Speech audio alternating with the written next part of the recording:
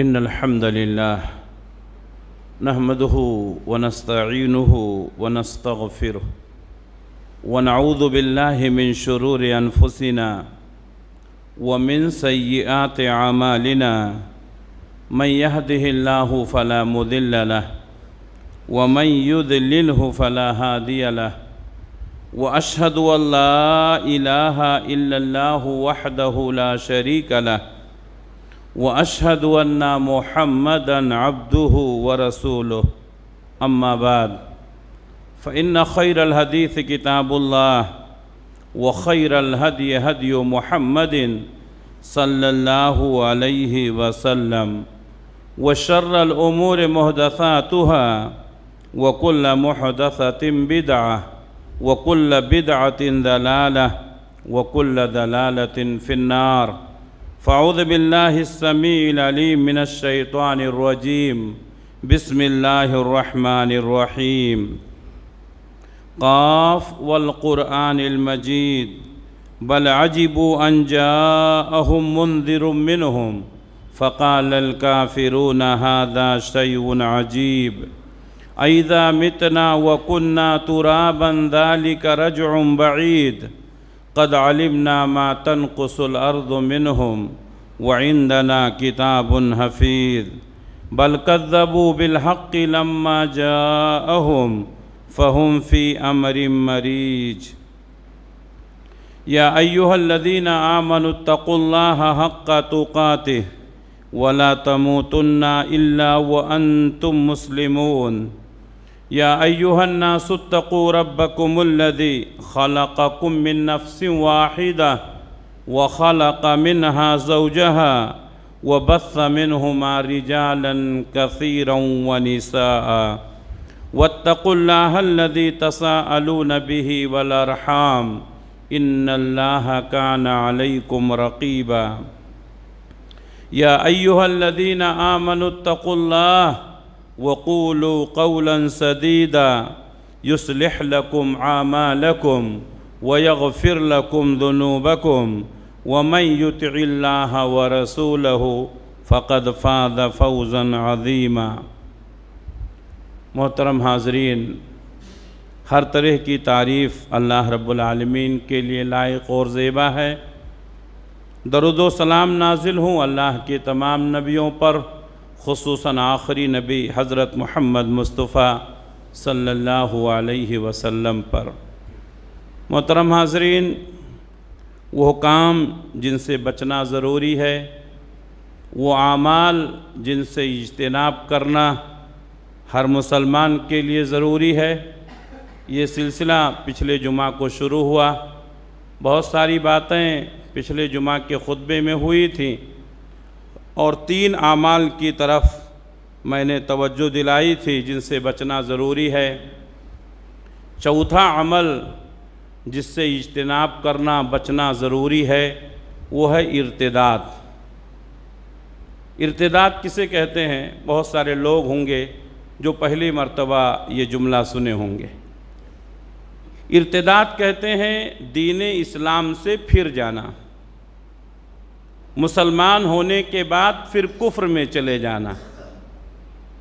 یہ کوئی نیا مسئلہ نہیں ہے، اللہ کے نبی صلی اللہ علیہ وسلم کے زمانے سے ہی یہ مسئلہ شروع ہو گیا تھا۔ بہت سارے نئے لوگ مسلمان ہوتے پھر جاتے۔ آج کے دور میں یہ چیز زیادہ ہو گئی ہے، آج لوگ ارتداد کے شکار ہو رہے ہیں۔ اللہ کے نبی صلی اللہ علیہ وسلم کی حدیثوں کو میں نے ڈھونڈا تو 70 پر 2 حدیثیں مجھے ملی ارتداد کے تعلق سے۔ اب ساری حدیثیں اگر بیان کریں گے تو وقت اجازت نہیں دیتا، البتہ کچھ اشارے میں کروں گا کہ نبی صلی اللہ علیہ وسلم کے زمانے میں بھی ارتداد کا دور شروع ہو گیا تھا۔ بہت سارے لوگ ایسے تھے جو مسلمان ہوتے تھے پھر جاتے تھے۔ پہلی حدیث سنن نسائی کی، اللہ کے نبی صلی اللہ علیہ وسلم پر ایک شخص ایمان لایا، اور ایمان لانے کے بعد پھر گیا، اپنے پرانے مذہب میں چلا گیا، لیکن اسے بہت جلد احساس ہو گیا کہ میں نے غلطی کی ہے۔ اب وہ کرے کیا؟ اس لیے صحابہ کرام سے مشورہ کیا کہ میں نے بہت بڑی غلطی کی ہے، اسلام کو چھوڑ کر پھر کفر میں آ گیا ہوں، میں اگر اسلام میں داخل ہونا چاہوں تو کیا اس کا کوئی طریقہ ہے؟ آپ حضرات سے گزارش ہے کہ نبی سے پوچھ کر کے مجھے بتا دیں۔ صحابہ کرام نے اللہ کے نبی صلی اللہ علیہ وسلم سے مشورہ کیا، کہا اے اللہ کے رسول، فلاں آدمی جو اسلام قبول کیا تھا مرتد ہو گیا، اب وہ پھر اسلام میں داخل ہونا چاہتا ہے، کیا کوئی سبیل ہے، کوئی راستہ ہے؟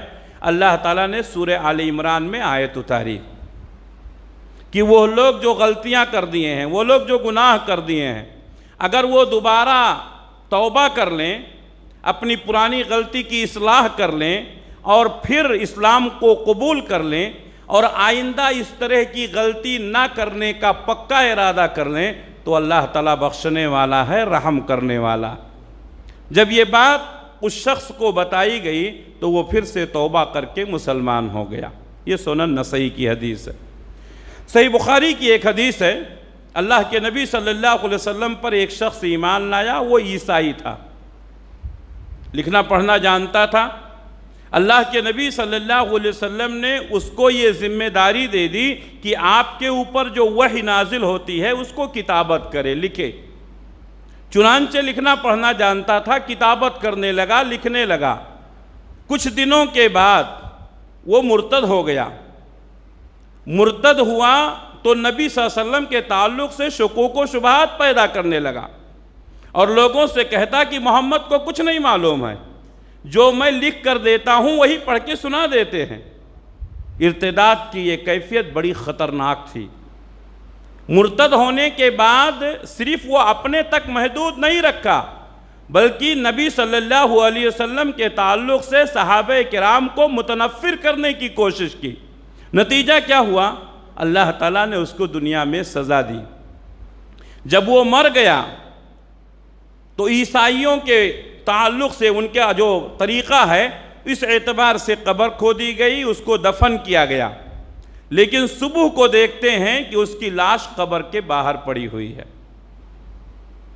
چونکہ یہ مسلمان ہوا تھا پھر عیسائی ہو گیا، اس لیے بہت سارے عیسائیوں نے یہ سوچا کہ اس کی قبر کو اس کھود کر کے لاش کو باہر کرنا یہ شاید مسلمانوں کا عمل ہو۔ چنانچہ دوسرے دن انہوں نے پھر قبر کھودی، پھر اس شخص کو دفن کیا۔ رات گزرنے کے بعد پھر صبح میں دیکھا تو اس کی لاش باہر پڑی ہوئی ہے۔ عیسائیوں نے سوچا کہ ہو نہ ہو یہ مسلمانوں کا کام ہے۔ پھر حدیث کے الفاظ ہیں، تیسری مرتبہ انہوں نے اتنی گہری قبر کھودی جتنا کھود سکتے تھے۔ اتنی گہری قبر کھودنے کے بعد اس شخص کو دفن کیا گیا، لیکن اس کے باوجود بھی رات گزرنے کے بعد لوگوں نے دیکھا تو اس کی لاش باہر پڑی ہوئی ہے۔ مسلسل 3 راتوں کو اللہ نے اس کی لاش کو باہر کر دیا، زمین کو یہ حکم دیا کہ اس کی لاش کو قبول نہ کرے۔ جب عیسائیوں نے یہ منظر دیکھا 3 دن لگاتار تو ان کو یقین ہو گیا یہ مسلمانوں کا کام نہیں ہے، یہ اللہ کی طرف سے سزا ہے جو اسے دنیا میں مل رہی ہے۔ اس نے عیسائیت کو قبول کیا، مذہب اسلام کو چھوڑ دیا تھا۔ یہ صحیح بخاری کی حدیث ہے، آپ مطالعہ کر سکتے ہیں۔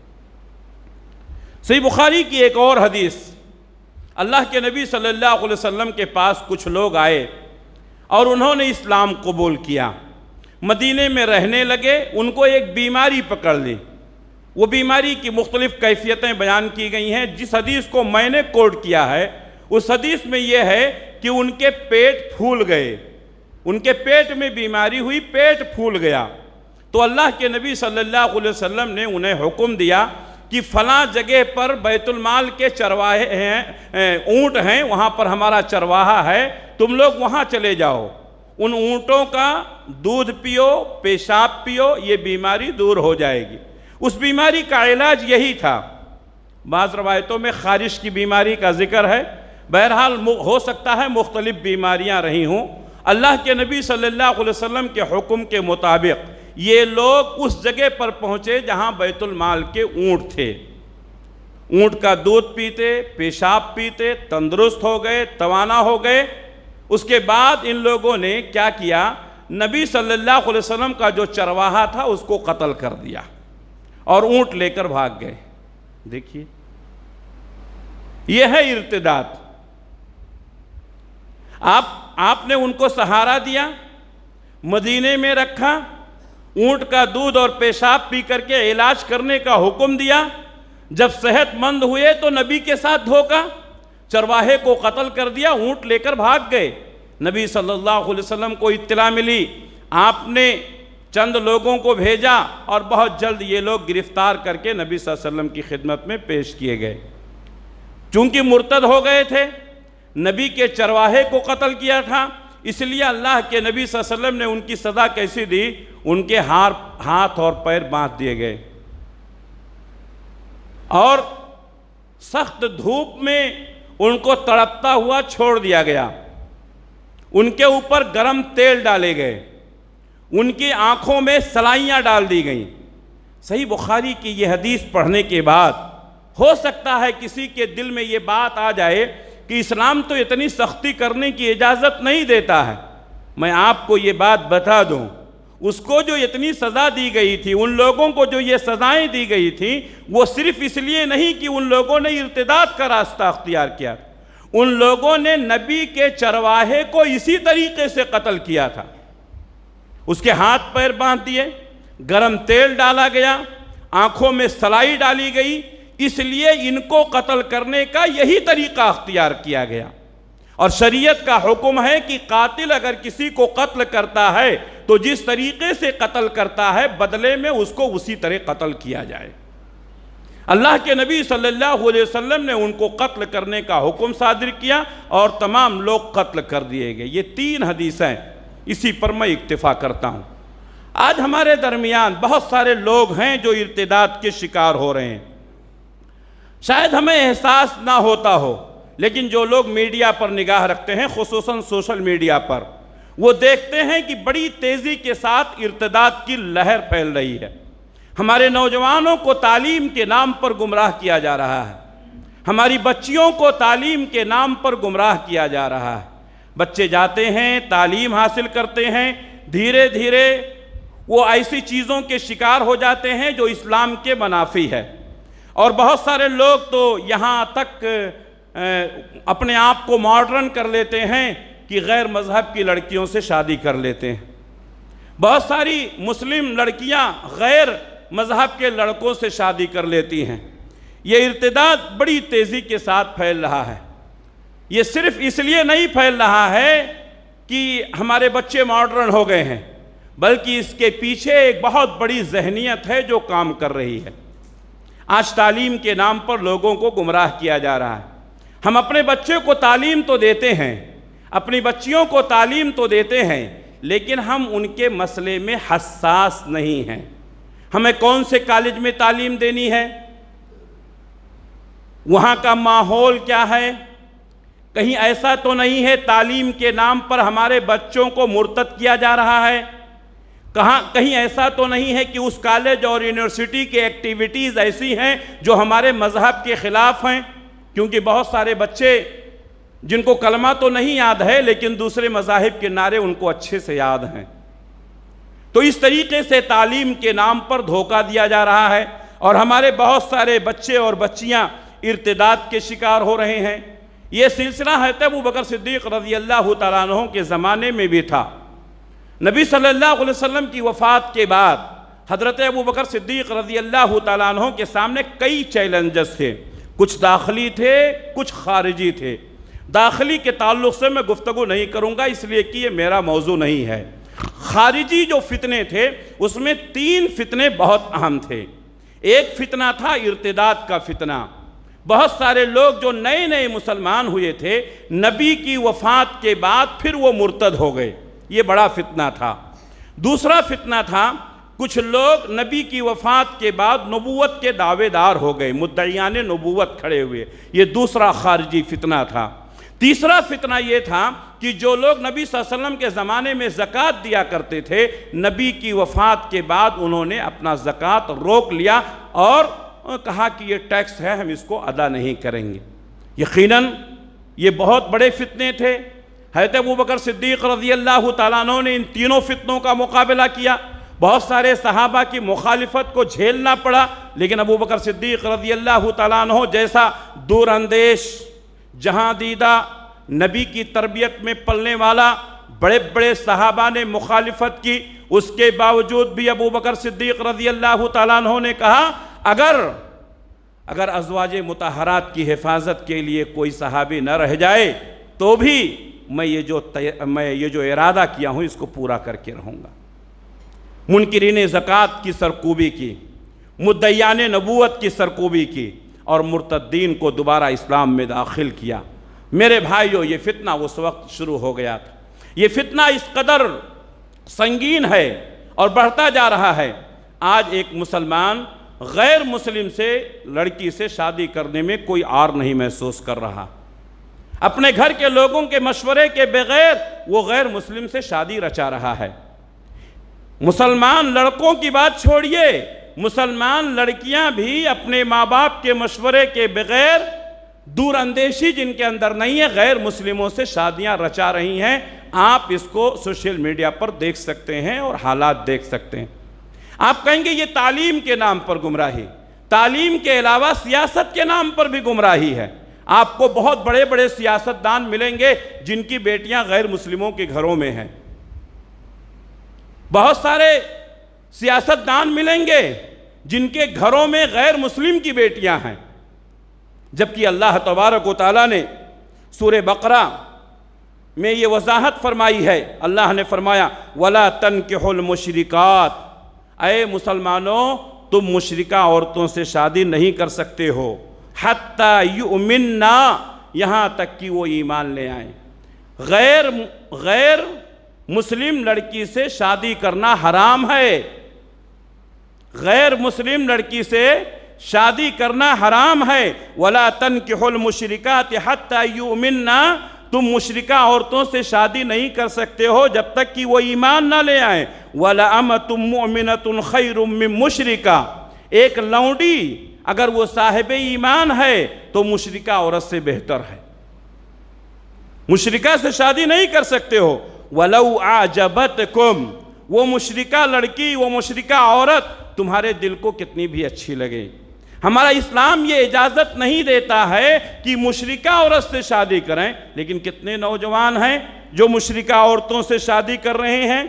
اسی طریقے سے اللہ تبارک و تعالیٰ نے مسلم عورتوں کو بھی حکم دیا وَلَا تُنْكِحُوا الْمُشْرِكِينَ حَتَّى يُؤْمِنُوا، اے مسلمان لڑکیوں، اے مسلمان ماؤں اور بہنوں، تم مشرک مرد سے شادی نہیں کر سکتی ہو، حَتَّى يُؤْمِنُوا، یہاں تک کہ وہ ایمان لے آئیں۔ وَلَعَبْدٌ مُؤْمِنٌ خَيْرٌ مِّن مُشْرِكٍ، ایک غلام یہ مشرک مرد سے بہتر ہے، غلامی کی زندگی گزارنے والا یہ مشرک مرد سے بہتر ہے۔ وَلَوْ أَعْجَبَكُمْ، اگرچہ وہ مشرک تم کو کتنا اچھا لگے، تمہارے دل کو کتنا اچھا لگے۔ اللہ نے فرمایا أُولَئِكَ يَدْعُونَ إِلَى النَّارِ، یہ مسلمان جو مشرک عورتوں سے شادی کرتے ہیں یہ ان کو جہنم کی طرف لے جا رہی ہیں۔ مسلمان عورتیں جو مشرکوں سے شادی کرتے ہیں یہ ان کو کہاں لے جا رہی ہیں؟ جہنم کی طرف لے جا رہی ہیں۔ اولئک یدعون الی النار، یہ تم کو جہنم کی طرف لے جا رہی ہیں۔ واللہ یدعو الی الجنت والمغفرہ، اور اللہ تم کو جنت کی طرف بلاتا ہے، مغفرت کی طرف بلاتا ہے۔ اس آیت سے صاف واضح ہے کہ ایک مسلمان غیر مسلم سے شادی نہیں کر سکتا ہے، مسلمان مرد غیر مسلم عورت سے شادی نہیں کر سکتا ہے، مسلمان عورت غیر مسلم مرد سے شادی نہیں کر سکتی ہے، اور اگر کرتے ہیں تو ارتداد کے شکار ہوتے ہیں، اور یہ ارتداد ہمارے گھروں تک پہنچ چکا ہے، ہماری سوسائٹی کو اپنے لپیٹ میں لے چکا ہے۔ لیکن بہت سارے مسلمان اپنے آپ کو ماڈرن ظاہر کرنے کے لیے اس سے بے خبر ہیں۔ ہمیں چاہیے کہ اس طرف توجہ دیں اور اس سیل کو، اس بند کو باندھنے کی کوشش کریں، ورنہ ہمیں بہت پچھتانا ہوگا۔ اس کا تدارک کیا ہے؟ اس کا تدارک یہ ہے کہ ہم اپنے گھر کو دینی ماحول میں ڈھالیں، اپنے بچوں کو، بچیوں کو ایسے اسکولوں میں داخل کریں جہاں پر دین کی تعلیم کے ساتھ ساتھ دنیاوی تعلیم ہوتی ہو، لیکن وہاں کا ماحول اچھا ہو، جہاں پر ماحول اچھا نہ ہو، جہاں پر شرکیہ کام کیے جاتے ہوں، وہاں پر اپنے بچوں کو ہرگز نہ داخل کریں۔ اسی طریقے سے مسلمان شادی بیاہ میں حساس ہو جائیں۔ آج جو مسلم لڑکیاں غیر مسلموں کے ساتھ شادی رچا رہی ہیں، اس میں ایک وجہ یہ بھی ہے کہ باپ شادی کے بوجھ کو برداشت نہیں کر سکتا۔ جہیز کے نام پر، لین دین کے نام پر لاکھوں روپے خرچ کیے جاتے ہیں۔ یہ سب فضول خرچیوں نے سماج اور معاشرے کو توڑ کر رکھ دیا۔ بہت سارے لوگوں کو بتایا جاتا ہے تو کہتے ہیں ہم اپنی حیثیت کے مطابق کر رہے ہیں، لوگوں کو چاہیے اپنی حیثیت کے مطابق کریں۔ نہیں میرے بھائیوں، ماحول کو خراب نہ کریں، سیدھی سادی شادی کریں، زیادہ فضول خرچی کر کے دوسروں کے لیے گمراہی کا سبب نہ بنیں، یہ بہت بڑا مسئلہ ہے۔ اسی طریقے سے اپنے بچوں کو، اپنے بچیوں کو اسلامی ماحول سے جوڑنے کی کوشش کریں۔ جو لوگ مسجدوں سے دور ہو جاتے ہیں وہ بہت جلد گمراہ ہوتے ہیں۔ جو لوگ اسلامی تعلیمات سے ناواقف ہوتے ہیں بہت جلد گمراہ ہوتے ہیں۔ نبی صلی اللہ علیہ وسلم کے زمانے سے اب تک ہزاروں لوگ مرتد ہوئے۔ ہمارے ہندوستان کا ایک واقعہ، بہت سارے واقعات ہیں، ابھی تازہ واقعہ ہے۔ ایک شخص کھڑا ہوا، مسلمانوں کے خلاف اس نے زبان درازی کی، قرآن مجید پر اعتراض کیا، کچھ آیتوں کو حذف کرنے کی کوشش کی۔ یہ ناپاک سازش ہے۔ نتیجہ کیا ہوا؟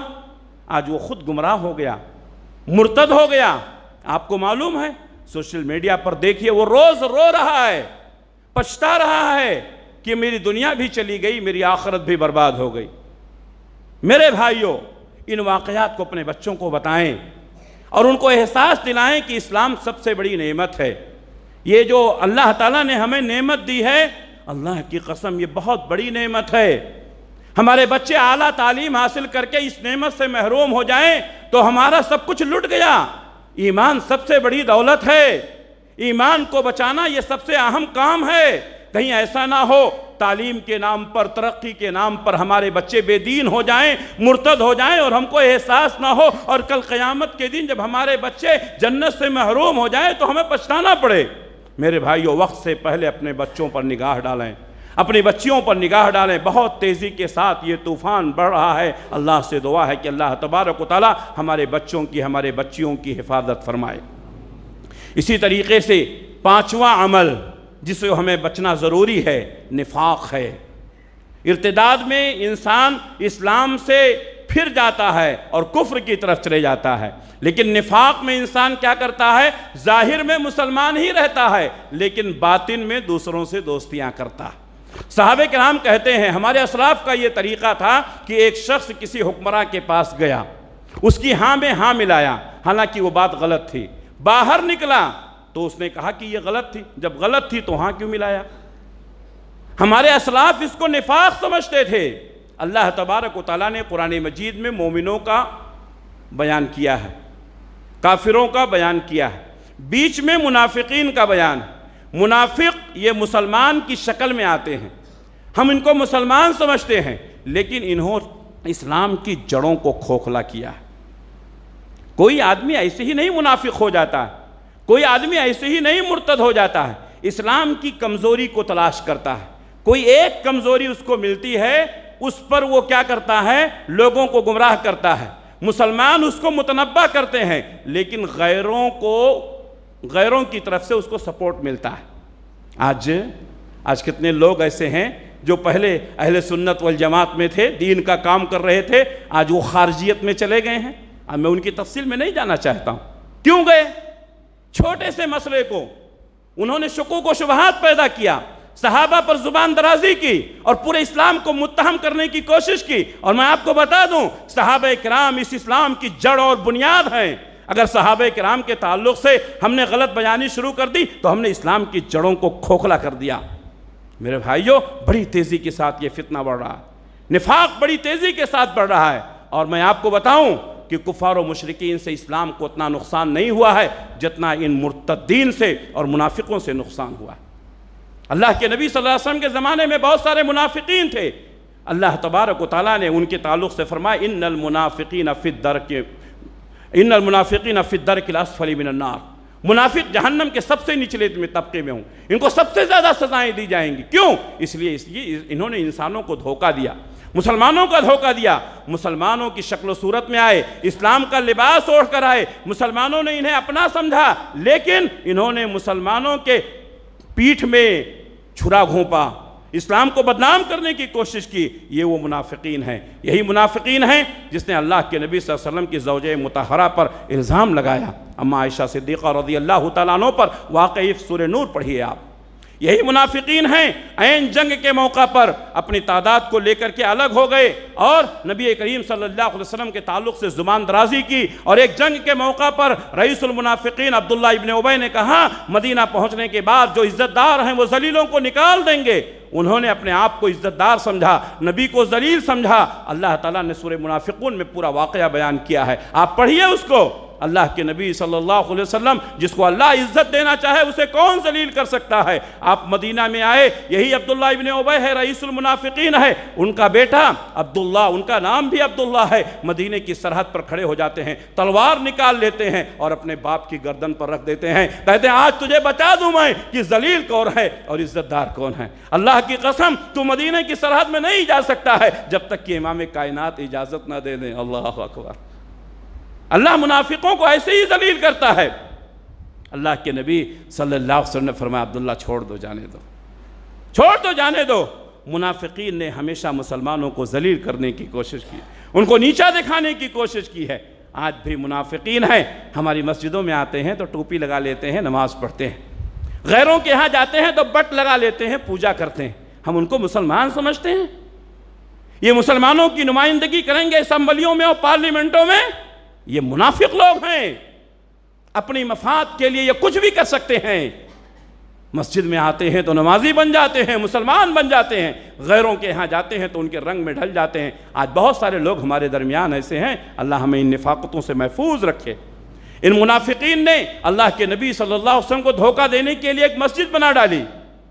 نبی صلی اللہ علیہ وسلم کی مسجدوں میں جاتے تھے، نبی صلی اللہ علیہ وسلم ان کے چہرے پہچانتے تھے، اللہ تعالیٰ نے وحی کے ذریعے سے متنبہ کیا تھا۔ ان لوگوں نے سوچا بار بار ہم نبی کے سامنے جاتے ہیں، ہمیں ذلت اور رسوائی اٹھانی پڑتی ہے، کیوں نہ ایسا کریں ہم ایک مسجد ہی بنا لیں۔ چنانچہ انہوں نے ایک مسجد بنا لی، نبی صلی اللہ علیہ وسلم کی خدمت میں حاضر ہوئے، کہا حضور ہم نے ایک مسجد بنائی ہے، ہم چاہتے ہیں کہ آپ آئیں اور اس کا انوگریشن کر دیں، اس کا افتتاح کر دیں۔ اللہ کے نبی صلی اللہ علیہ وسلم نے ارادہ کیا کہ جائیں اور اس مسجد کا افتتاح کر دیں۔ آپ نے جب ارادہ کیا، اللہ تعالیٰ نے آسمان سے وحی بھیجی۔ ہم لوگوں کو دھوکہ دے سکتے ہیں، اللہ کو نہیں دے سکتے ہیں، اللہ کو نہیں دے سکتے ہیں۔ اللہ تعالیٰ نے وحی بھیجی، اللہ کے نبی صلی اللہ علیہ وسلم سے کہا کہ اے اللہ کے رسول، یہ لوگ جو مسجد بنائے ہیں یہ مسجد زرار ہے، منافقین اپنی سازشوں کو کامیاب کرنے کے لیے آپ کو دھوکہ دینا چاہتے ہیں اور مسلمانوں کے خلاف سازشیں رچنا چاہتے ہیں، آپ ہرگز اس میں نماز نہیں پڑھیں گے۔ میرے بھائیو، ہمارے یہاں اگر کسی مسجد کے خلاف آواز اٹھائی جائے تو او مسجد کو غلط کہہ رہا۔ ہر مسجد مسجد نہیں ہوا کرتی ہے، ہر مسجد مسجد نہیں ہوا کرتی ہے۔ بعض لوگ مسجدوں کی بنیاد تفریق کے لیے ڈالتے ہیں، اللہ حفاظت فرمائے ہماری۔ اللہ کے نبی صلی اللہ علیہ وسلم کو جب معلوم ہوا آپ نے اس میں نماز نہیں پڑھی، اللہ نے فرمایا آپ اس مسجد میں نماز پڑھیں جس کی بنیاد تقوی پر رکھی گئی ہے۔ پیارے نبی صلی اللہ علیہ وسلم نے صحابہ کو بھیج کر کے اس مسجد کو گرا دیا، اس کو جلا دیا۔ کیوں؟ اس لیے کہ وہ غلط بنیاد پر رکھی گئی تھی۔ منافقین نے بڑی ہمتیں کی۔ عبداللہ ابن ابی جو منافقین کا سردار ہے مر گیا، اللہ کے نبی صلی اللہ علیہ وسلم کے پاس ان کا بیٹا آیا، عبداللہ پکے صحابی ہیں، اچھے ہیں۔ کہا حضور آپ اپنا کرتا دے دیجئے، میں اپنے باپ کو اس میں کفن پہناؤں گا۔ ہمارے نبی نے فرمایا عبداللہ کے لیے نہیں، عبداللہ ابن ابی کے لیے نہیں، یہ صحابی کی عزت رکھنے کے لیے۔ ہمارے صحابی نے سوال کیا، آپ نے اپنا کرتا اٹھا کر دے دیا، کرتے میں اس کو کفن دیا گیا۔ پھر آئے، کہا حضور آپ نماز جنازہ پڑھا دیں۔ اللہ کے نبی صلی اللہ علیہ وسلم نماز جنازہ پڑھانے کے لیے چلے گئے۔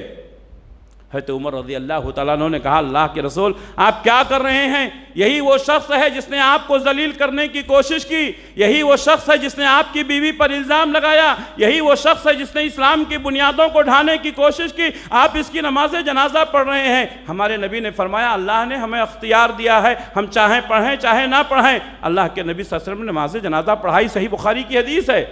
آپ نے نماز جنازہ پڑھا دی، تب اللہ تبارک و تعالیٰ نے وحی نازل فرمائی، کہا آج کے بعد آپ کسی منافق کی نماز جنازہ نہیں پڑھیں گے، کسی مشرک کی نماز جنازہ نہیں پڑھیں گے، وہ کتنا ہی قریبی رشتہ دار کیوں نہ ہو۔ اس کے بعد اللہ کے نبی صلی اللہ علیہ وسلم نے کسی کی نماز جنازہ کسی منافق کی مشرک کی نہیں پڑھائی۔ تو ان منافقین نے بہت تکلیف پہنچائی ہے، اسلام کو بہت بدنام کیا ہے۔ نفاق یہ بڑی خاموشی کے ساتھ ہمارے دل میں داخل ہوتا ہے، ہم بظاہر مسلمان رہتے ہیں لیکن نفاق ہمارے جڑوں میں، ہمارے دلوں میں پہنچ جاتا ہے۔ صحابہ کرام اس کی سنگینی کو محسوس کرتے تھے۔ صحیح مسلم کی حدیث ہے، ایسے صحابہ ابو بکر صدیق رضی اللہ تعالیٰ عنہ جن کے بارے میں نبی نے فرمایا ابو بکر جنتی نہیں ہیں بلکہ جنت کے 8 دروازے ان کے لیے کھولے جائیں گے۔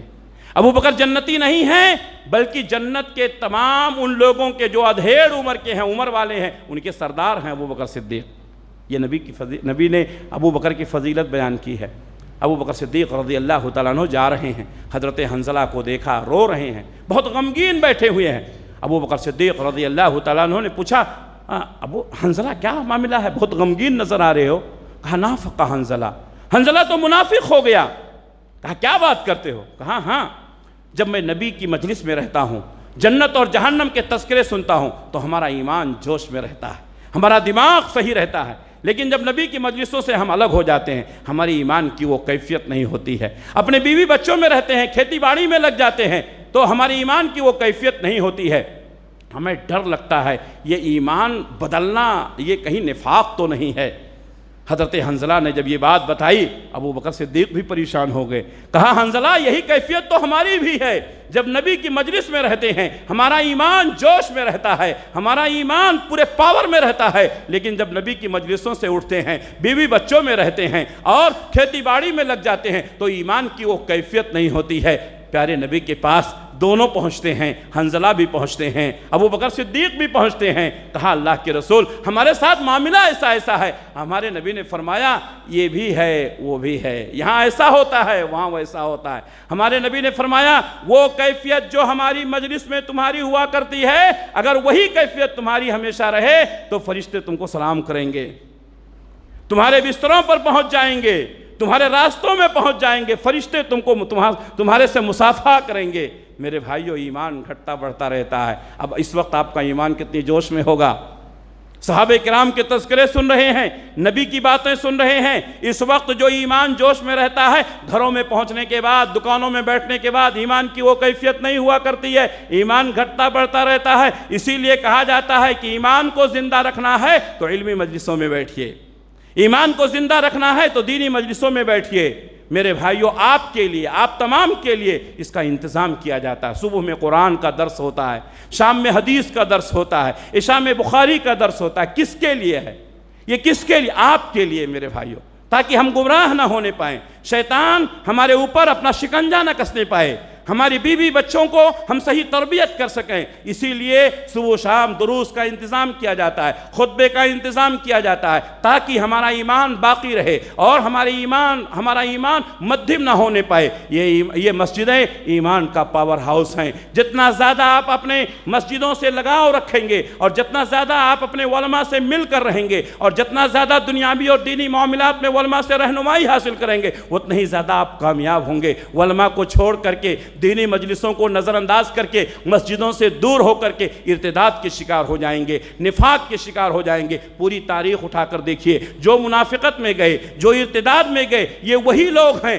جو پہلے مسجدوں سے دور ہوتے ہیں اور لوگوں کو مسجدوں سے دور کرنے کی کوشش کرتے ہیں۔ جو مسجدوں سے دور ہوتے ہیں، دروس سے دور ہوتے ہیں، دھیرے دھیرے ان کا دل موٹا ہو جاتا ہے اور وہ اماموں کے تعلق سے، علماء کے تعلق سے لوگوں کے اندر شکوک و شبہات پیدا کرتے ہیں۔ آج بھی ہمارے درمیان کچھ لوگ ہیں جو اس طرح کی حرکتیں کر رہے ہیں۔ اللہ سے دعا ہے کہ اللہ تعالی ہم تمام کو ان کی سازشوں سے محفوظ رکھے۔ میرے بھائیوں، نفاق دو طرح کا ہوتا ہے۔ ایک ہوتا ہے اعتقادی نفاق، ایک ہوتا ہے عملی نفاق۔ اعتقادی نفاق نبی کے زمانے میں تھا، لوگ اپنے آپ کو مسلمان ظاہر کرتے تھے لیکن دلوں میں کفر چھپا رکھا تھا۔